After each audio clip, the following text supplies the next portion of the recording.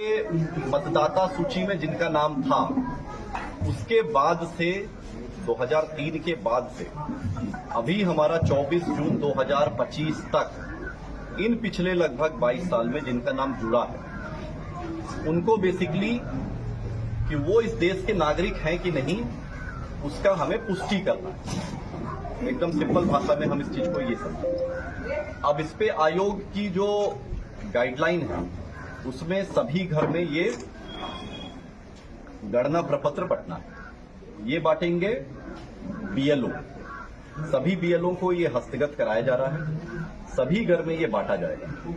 इसको बांटने के बाद अगर आपका 2003 के इलेक्टर रोल में नाम है तो इसको भरने के साथ बस वो इलेक्टर रोल की एक कॉपी लगानी है, स्व हस्ताक्षरित स्वयं साइन करके, और वो कागज पर्याप्त होगा। अगर 2003 के इलेक्टर रोल में नाम नहीं है, उसके बाद फिर एक नई जो उसके बाद चीज शुरू होती है वो ये है कि आपको दो तिथियों को ध्यान में रखना है। दो तिथि क्या है? पहली तिथि है 1 जुलाई 1987।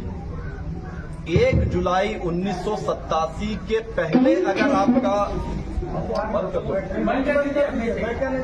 यदि आपका जन्म हुआ तो आपका स्वयं का बस जन्म का एक प्रमाण पत्र इस कागज के साथ लगाना होगा। वो 11 कागज जो आप दे सकते हैं, उनमें से कोई भी कागज दे सकते हैं। आप अपना जाति प्रमाण पत्र बनाए हुए वो दे सकते हैं, आप अपना आवासीय प्रमाण पत्र बनाए हुए हैं वो दे सकते हैं, पारिवारिक सूची में अगर आपका नाम अंकित है, उससे जनरेट की हुई वंशावली है, उसको आप दे सकते हैं। अगर आपका 10वीं की मार्कशीट है, उसमें जो डेट ऑफ बर्थ लिखी हुई है वो 10वीं की मार्कशीट दे सकते हैं।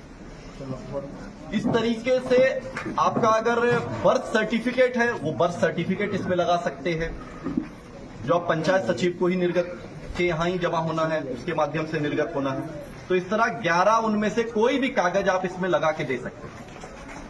दूसरी महत्वपूर्ण डेट जो आपको याद रखनी है, वो याद रखनी है 2 दिसंबर 2004।